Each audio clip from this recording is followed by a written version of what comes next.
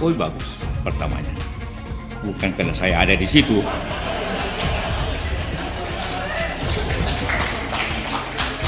Bukan karena saya ada di situ. Saya tahu betul tidak ada masalah. Tapi setelah 10 tahun, seperti katakan, karena itu benarlah konstitusi. Harus 10 tahun saja pemimpin. Jangan lebih. Begitu lebih akan bermasalah. Belum 10 tahun sudah bermasalah demokrasi kita di Indonesia dengan segala macam masalah.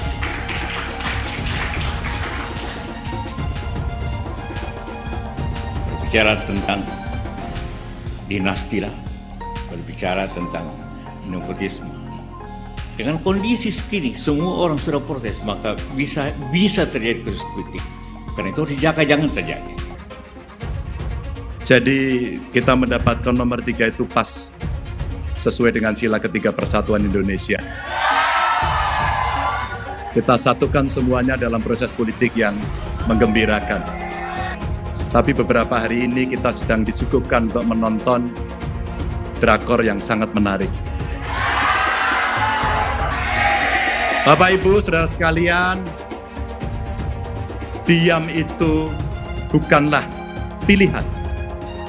Dan bicara, ungkapkan, dan laporkan praktek-praktek tidak baik yang akan mencederai demokrasi.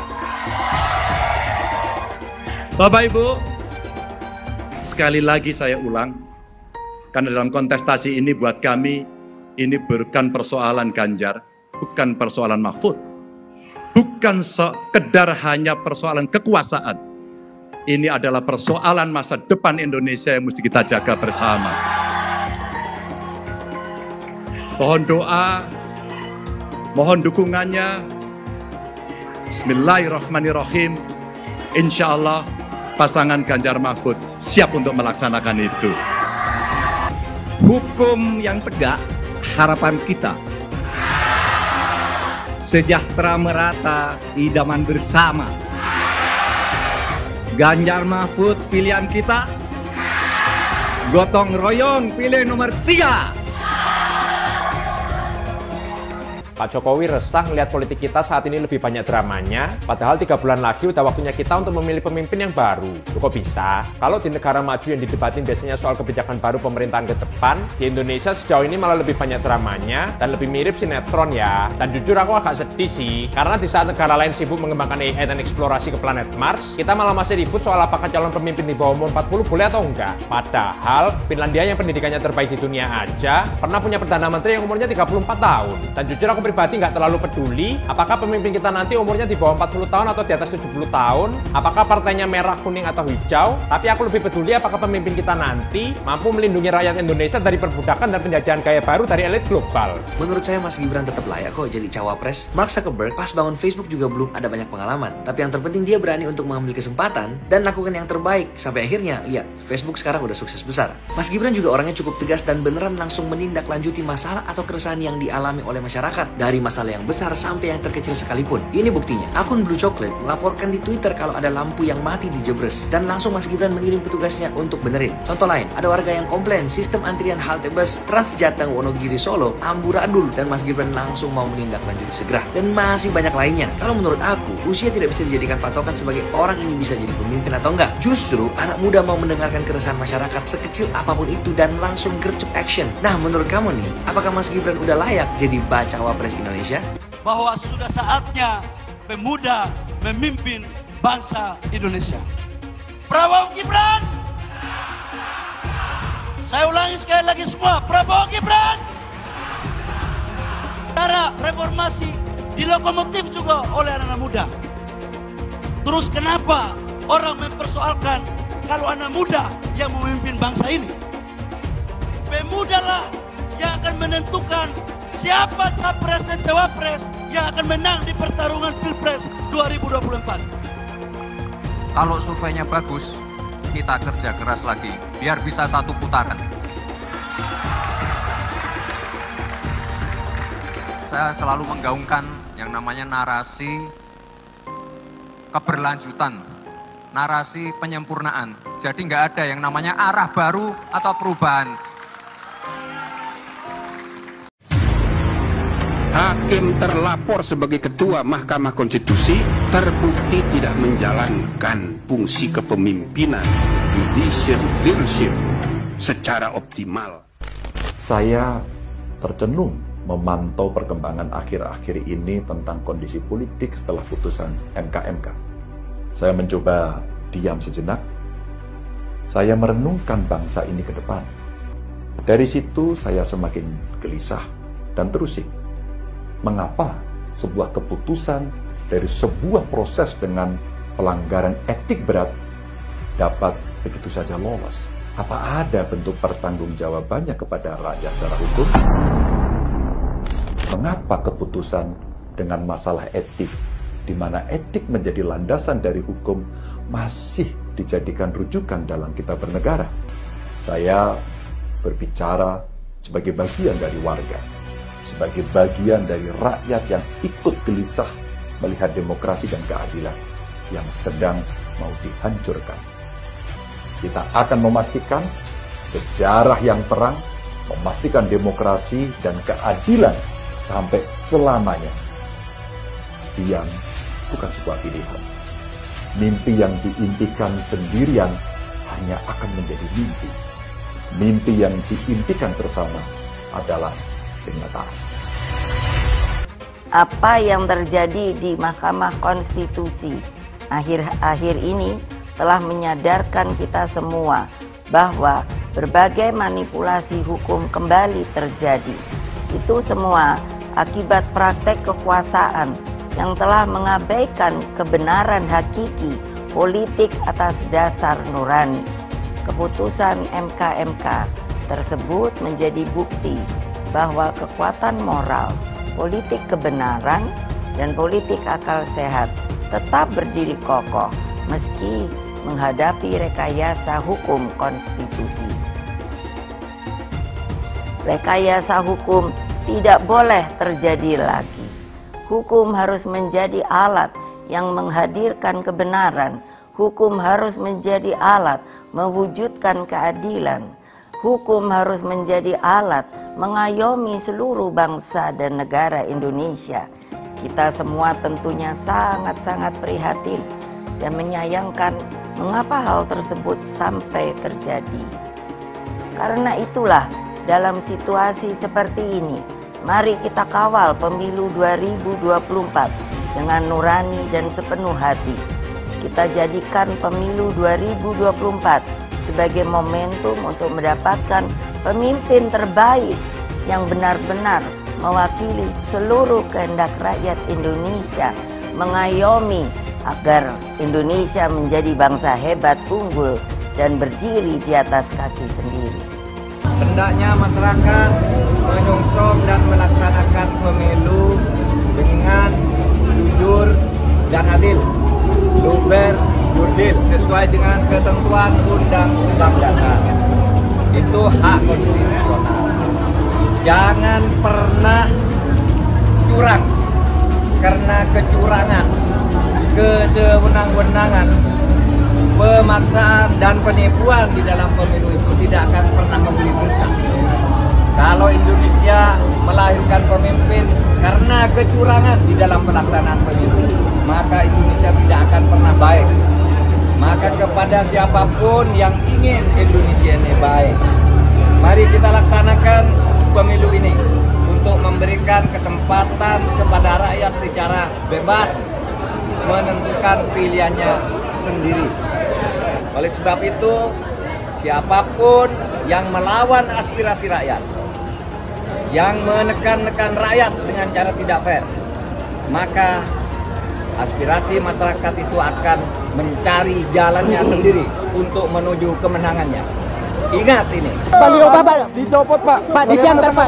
Disenter, Pak. Baliho Bapak dicopot sebelum kedatangan ini. Siapa yang nyapa? Satpol PP, Pak. Satpol PP. Coba nanti ditanyain ke Satpol PP kok dicopot kenapa? Gini Pak Presiden, kita supaya hirup-pikuk ini berhenti, supaya people power yang saya khawatirkan nggak terjadi, mendingan Pak Presiden mundurin diri deh. Jadi enak gitu loh. Jadi kita juga nggak punya suuzon. Nah, bener nggak?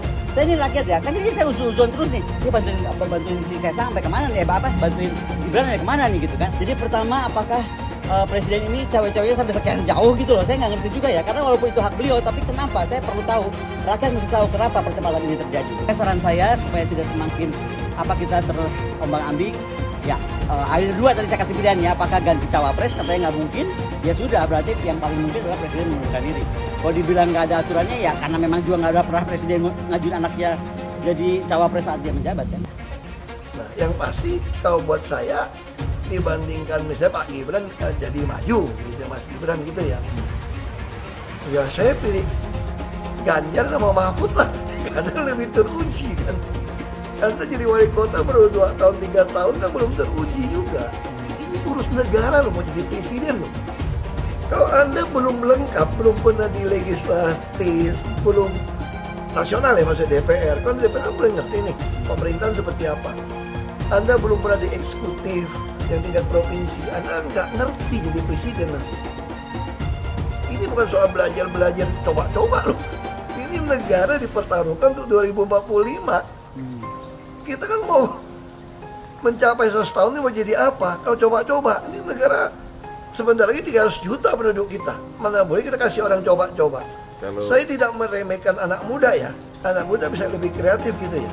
Tapi bicara tata negara, harus mengerti konstitusi. Anda bukan hanya untuk berani untuk maju. Kalau cuma berani maju, banyak bisa kita pilih orang berani maju. Tapi yang lengkap dengan track record ini kan butuh waktu pembuktian. Pasti Pak Ganjar, Pak Mahfud yang lebih pengalaman.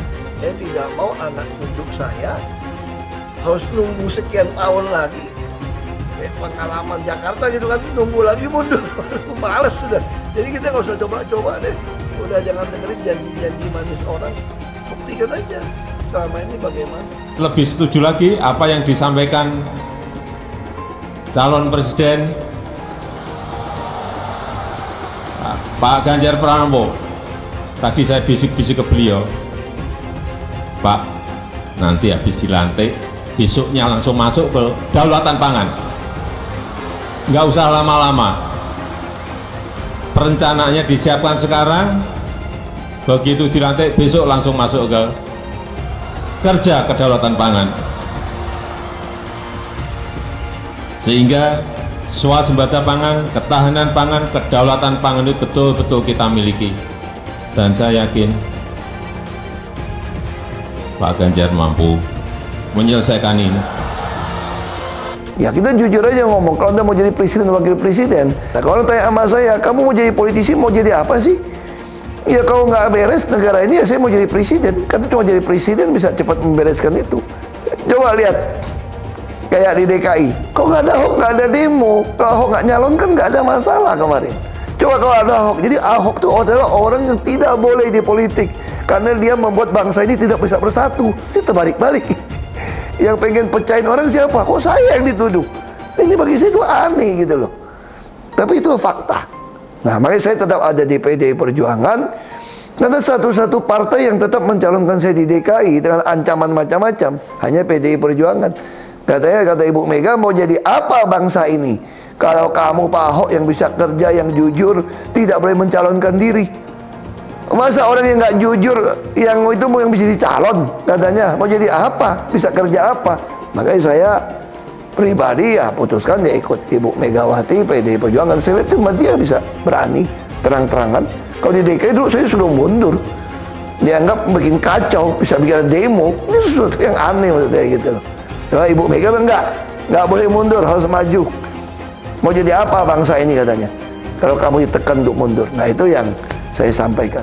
Bilang dihalang-halangi, Anies masih sering bikin acara di sana-sini. Bebas pula. Duh, nggak capek apa ngibulin rakyat mulu, Pak?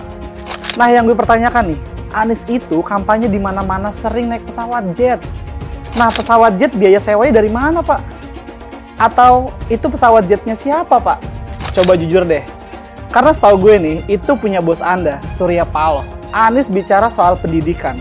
Padahal waktu dia di Jakarta, dia sendiri nggak mampu buat memberikan bangku sekolah yang cukup waktu mimpin di Jakarta. Artinya, dia nggak mampu memberikan bukti kalau omongan dia itu bisa dilaksanakan. Anies bilang, setiap jabatan harus diisi sama orang-orang yang kompeten. Lah, faktanya di Jakarta, beberapa jabatan diisi sama orang-orang dekatnya dia. Nggak kompeten pula. Terus TGUPP. Itu yang jumlahnya seabrek-abrek, fungsinya buat apa, Pak? Kok Jakarta makin berantakan sih? Sekali lagi, Anies nggak bisa membuktikan omongannya. Anies bilang dia akan membuka lapangan kerja. Yang dulu janjinya 200.000 lapangan kerja, ternyata cuma omong kosong, alias cuma janji palsu. Soal pembangunan yang berkelanjutan. Dia bilang di Jakarta dia udah meneruskan yang udah baik. Lu jangan percaya ya, itu ngibul.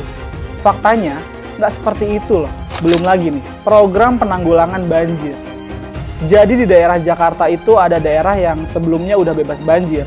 Pas Anies mimpin, kok bisa-bisanya daerah itu banjir lagi?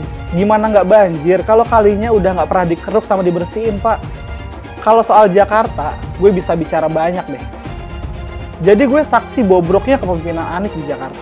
Dan gue bisa pastiin, omongan manisnya Anies soal apa yang dia lakukan waktu mimpin Jakarta itu banyak ngibulnya. Milih Anies dan Imin setidaknya sudah menyelamatkan Indonesia dari kehancuran. Gus Dur saja dikudetanya, apalagi rakyat.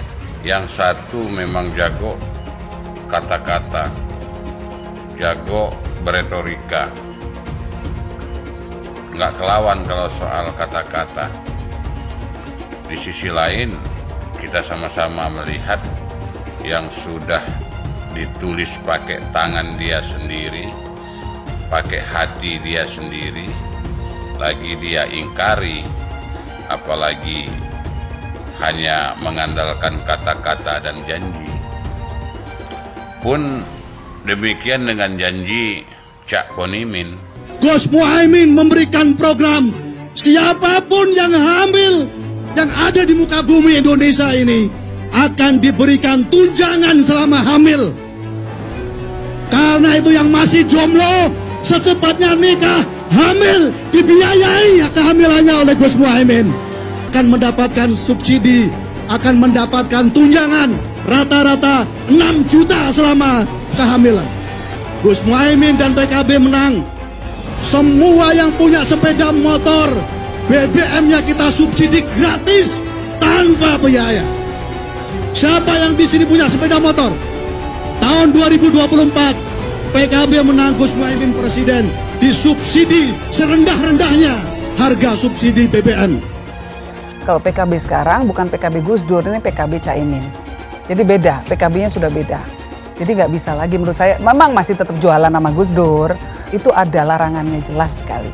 Tapi ya namanya orang masih mencuri-curi, kebiasaan kayaknya mencuri-curi. Mencuri partai, sekarang mencuri gambar. Gus Dur pendiri partai, orang yang dikatakan oleh Caimin sebagai guru politiknya, malah dikudeta, apalagi rakyat. Susah kan mau milih pemimpin seperti itu nanti? Pak Prabowo hari ini adalah calon presiden dari Partai Gerindra. Saya sampaikan berkali-kali bahwa saya tidak ingin menjegal, saya tidak mau menjadi orang yang dibawa untuk berhadapan dengan Pak Prabowo dan menghentikan Pak Prabowo. Saya tidak mau. Dan saya katakan itu kepada siapapun yang datang kepada saya untuk berbicara tentang calon presiden. Yang nanti anak saya dan anak-anak saya akan ingat itu. Nah, saya tidak mau mengkhianati, menikam pada orang yang dulu sudah bekerja, membantu, dan berjuang bersama. Bapak Politik Identitas Indonesia Anies Baswedan, Bapak Intoleransi Indonesia Anies Baswedan, jangan lupakan, jangan terlena, jangan sampai dia pecahkan kita dengan dagangan ayat dan mayatnya. Air itu turun dari langit, turunnya ke atap rumah langsung sumur bor, bukan ke sungai dan ke laut. Saya mensyukuri kenapa kalah, kenapa ditahan. Saya bersyukur atas itu semua. Saya coba bayangkan ya, kalau seandainya waktu itu kita menang, gitu ya, hari ini belum tentu kita bisa nikmati seperti ini. Kita bersyukur 5 tahun Tuhan izinkan kasih ke orang yang pintar ngomong untuk kerja. Coba kalau kita bayangkan gitu ya, kalau kemarin saya masih jadi gubernur, ini saya udah turun ini. Tapi yang pintar ngomong itu dikira orang hebat kan? Ini lebih berbahaya tahun 2024, langsung ketahuan karakternya. Langsung ketahuan itu. Di saya juga ada kutipan Pak di kamar saya Pak. Tulisannya, Jakarta telah mengambil keputusan yang fatal. Jangan hanya konsentrasi pada pembangunan benda-benda mati yang indah difoto dan bisa ditunjukkan dalam 5 tahun hasilnya. Kalau kita mau menilai sebuah janji, maka lihat janjinya, lalu lihat kenyataannya. Dulu janjinya apa ya? Dan ini aneh, betul-betul aneh. Ini bukan kampanye, tapi saya sampaikan sini. Di satu sisi menyiapkan jalur-jalur air untuk dikirim ke laut, di sisi lain di lautnya dipasang dengan pulau reklamasi, tinggal tunggu waktu jadi rob, air balik. Dan ini melawan sunatullah. Kenapa? Air itu turun dari langit ke bumi, bukan ke laut. Harusnya dimasukkan ke dalam bumi, masukkan tanah. Di seluruh dunia air jatuh itu dimasukkan ke tanah, bukan dialirkan pakai gorong-gorong raksasa ke laut. Jakarta telah mengambil keputusan yang fatal. Bukan banjir, itu memang parkir air. Bukan banjir, itu memang parkir air. Masyarakat berkeliling dengan membawa toa untuk memberitahu semuanya, termasuk sirine. KAI Bond 82 miliar. Apa alat transportasi yang dimiliki oleh hampir setiap orang? Alat transportasi yang dimiliki semua orang adalah kaki. Kalau seandainya orang Jakarta percaya Pak Anies jadi gubernur pun, saya berani jamin kok dia akan lakukan normalisasi yang sama seperti saya lakukan kok. Gak usah bohong lah. Ketika air sampai di muara, maka siap untuk dipompa ke laut. Pancasila Soekarno, ketuhanan ada di pantai. Anak Tuhan dari mana? Kalau Yesus anak Tuhan, bidangnya siapa? Besok di seluruh wilayah Indonesia kami katakan dalam. Iblis hanya menggoda orang yang beriman. Makanya jarang-jarang orang kafir kerasukan setan. Yang kerasukan setan itu orang baik-baik. Jarang, saya belum pernah nengok Cina kerasukan setan. Pernah tak Ahok itu kerasukan setan? Enggak, setannya juga. Karena sesama setan jarang saling menggoda. Karena di salib itu ada jin kafir. Karena di salib itu ada jin kafir. Karena di salib itu ada jin kafir. Haleluya. Kepalanya ke kiri apa ke kanan? Kepalanya ke kiri apa ke kanan? Tetap percaya salib itu lambang mulia, bukan jin. Kok ketawa? Aku nggak nyindir siapa-siapa loh. Saya nggak pernah mundur untuk kebenaran, keadilan, kejujuran, dan peri kemanusiaan. Gue nggak pernah mundur. Dan gue nggak pernah takut juga sama lu. Siapapun yang rasis, gue akan hadapin. Karena rasis itu tidak berperi kemanusiaan. Sama saya ditanya dulu kan, kamu nyesel nggak statement kamu di Pulau Seribu sehingga masih masuk penjara? Tidak pernah nyesel, karena saya mengatakan kebenaran. Anies merupakan antitesis daripada Pak Jokowi. Antitesis artinya bertolak belakang dengan Jokowi. Anies sudah menyatakan tidak akan melanjutkan semua program dari Pak Jokowi. Jadi semua pembangunan yang dilakukan oleh Pak Jokowi akan dihentikan oleh Anies jika Anies menjadi presiden. Lagi pula Anies didukung oleh khilafah, dan pendukung Anies adalah ormas seperti FPI dan HTI. Apa kita mau FPI dan HTI kembali di Indonesia jika Anies memimpin? Anies juga dikenal sebagai bapak politik identitas yang menghalalkan segala cara untuk menggapai kekuasaannya, termasuk menggunakan politik identitas berbasis agama. Lihatlah di kasus Ahok waktu itu. Kita sudah bisa melihat hasil kerja Anies selama 5 tahun di Jakarta. Tidak ada satupun janji yang dipenuhi dan tidak ada kinerja yang bisa dibanggakan. Dari DP 0%, OKOC, kelebihan bayar, Formula E, banjir, sumber resapan, jalan rusak, dan gonta-ganti nama jalan. Lihatlah rekam jejak Anies selama 5 tahun. Bayangkan Indonesia ke depan jika dipimpin oleh Anies. Dan bayangkan jika Anies menang. HTI dan FPI, ormas khilafah yang dibubarkan itu akan dikembalikan oleh Anies. Apakah kita mau Pancasila diganti jadi khilafah? Perkataan Ahok sudah terbukti dan Jakarta sudah menjadi korban. Jangan biarkan Indonesia menjadi korban kibulan Anies Baswedan. Umat minoritas, terutama kaum Tionghoa, tidak akan memilih Anies Baswedan. Saya atas nama pasangan calon nomor 2 mengucapkan terima kasih dan penghargaan setinggi-tingginya kepada KPU, kemudian juga kepada Bawaslu dan DKPP. Bersyukur kita memiliki negara yang berdemokrasi. Kita percaya dan yakin KPU akan melaksanakan semua proses pemilihan umum dengan sebaik-baiknya, dengan sejujur-jujurnya, dengan seadil-adilnya, tanpa kecurangan apapun.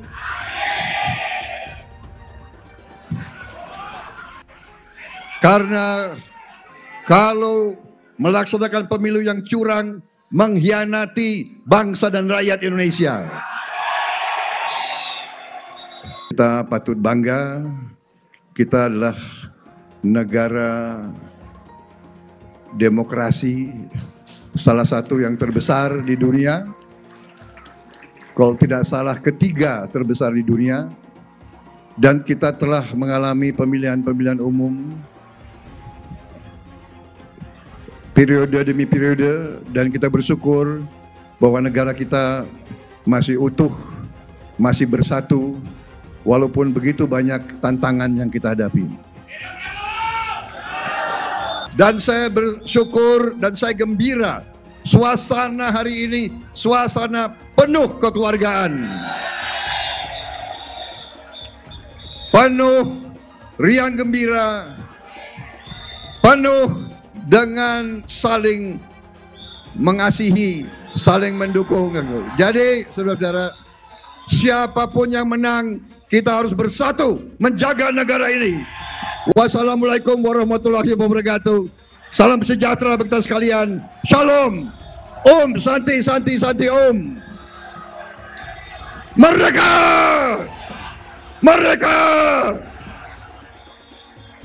Yang saya banggakan para pasangan calon presiden dan calon wakil presiden yang saya hormati. Saya diperintah oleh calon presiden untuk mewakili kami berdua atas nama Amin untuk Indonesia. Alhamdulillah, hari ini Timnas Pemenangan Amin saya laporkan kepada seluruh rakyat bangsa Indonesia telah siap mengikuti kompetisi dengan sehat dan sportif.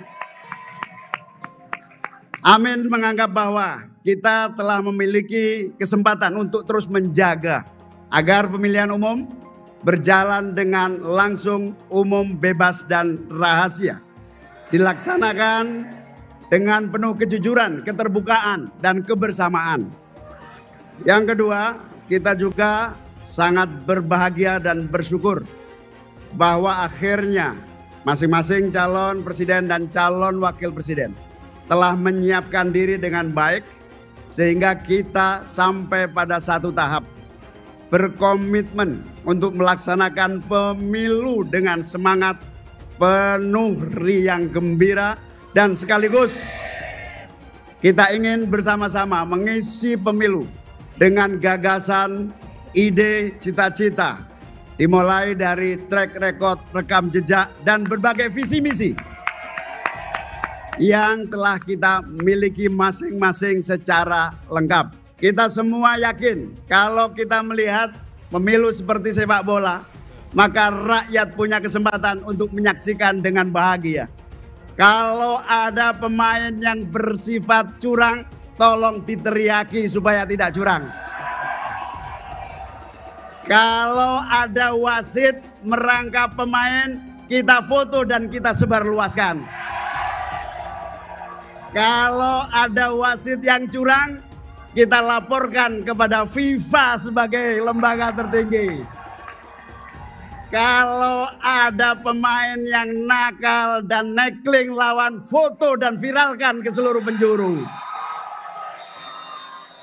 Itulah pemilu yang saling menjaga. Karena apa? Pemilu adalah taruhan bangsa kita kepada seluruh masyarakat rakyat bangsa Indonesia. Lihatlah pemilu ini ibarat seperti kompetisi pertandingan sepak bola. Kita ingin menyaksikan tim masing-masing capres dan cawapres bermain secara sportif dan bermain secara terbuka, sehingga ibaratnya rakyat harus menikmati pemilu tahun ini dengan penuh riang gembira dan kebersamaan. serta kekeluargaan, berkompetisi tetapi tetap berkeluarga dan bersaudara. Amin. Oleh karena itu, mari kita semua, seluruh rakyat bangsa Indonesia, mengikuti pemilihan umum dengan semangat membangun bangsa, dengan semangat menjaga momentum demokrasi yang telah kita jaga dan berhasil hingga hari ini. Kita tidak ingin demokrasi mundur ke belakang dan tanpa arah yang jelas. Amin. Karena itu, saya dan Mas Anies bersyukur kita dapat nomor 1, pertanda baik. Amin. Nomor 1. Selamat kepada seluruh bangsa Indonesia. Mari kita bersama-sama menjaga pemilihan umum dengan penuh semangat, penuh kekeluargaan, sportif, beradu gagasan, beradu cita-cita, beradu cara kerja. Insya Allah, kalau pemilu berjalan dengan baik, legitimate, objektif, insya Allah negeri ini akan tetap bersatu, kuat, dan berhasil membangun. Kalau pemilu ini berjalan dengan jujur, adil, insya Allah pembangunan akan lancar selancar-lancarnya. Ke Mamuju jangan lupa pakai sepatu. Kalau ingin maju, pilihlah nomor 1.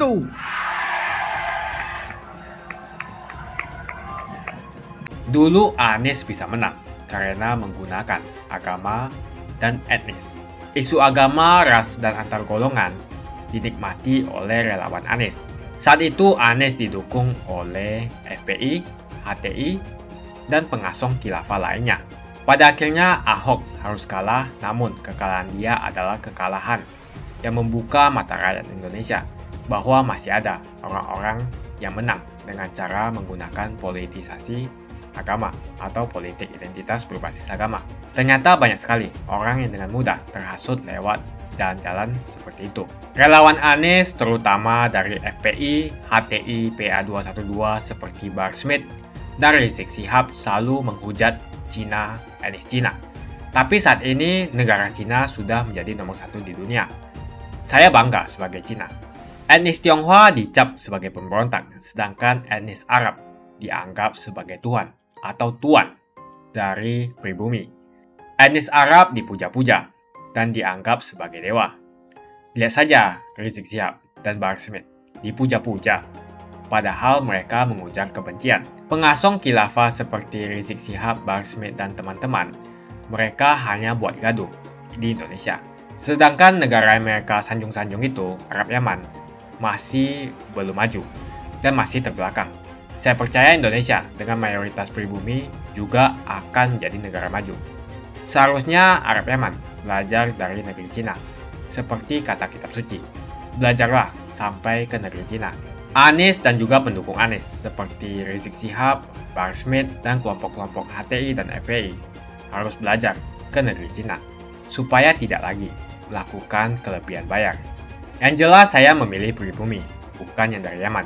Ganjar jelas pribumi, nasionalis, dan pasti akan melanjutkan visi dan misi dari Pak Jokowi. Suara Ahok merepresentasi warga minoritas, dan etnis Tionghoa mendukung Ganjar Pranowo.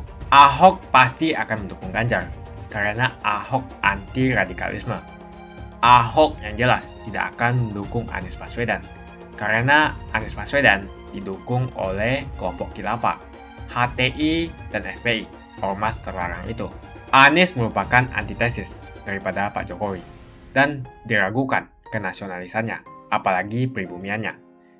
Antitesis artinya bertolak belakang dengan Jokowi. Anies sudah menyatakan tidak akan melanjutkan semua program dari Pak Jokowi. Jadi semua pembangunan yang dilakukan oleh Pak Jokowi akan dihentikan oleh Anies jika Anies menjadi presiden. Lagi pula Anies didukung oleh khilafah dan pendukung Anies adalah ormas seperti FPI dan HTI. Apa kita mau FPI dan HTI kembali di Indonesia jika Anies memimpin? Anies juga dikenal sebagai bapak politik identitas yang menghalalkan segala cara untuk menggapai kekuasaannya, termasuk menggunakan politik identitas berbasis agama. Lihatlah di kasus Ahok waktu itu. Kita sudah bisa melihat hasil kerja Anies selama 5 tahun di Jakarta. tidak ada satupun janji yang dipenuhi dan tidak ada kinerja yang bisa dibanggakan. Dari DP 0%, OKOC, kelebihan bayar, Formula E, banjir, sumber resapan, jalan rusak, dan gonta-ganti nama jalan. Lihatlah rekam jejak Anies selama 5 tahun. Bayangkan Indonesia ke depan jika dipimpin oleh Anies. Dan bayangkan jika Anies menang.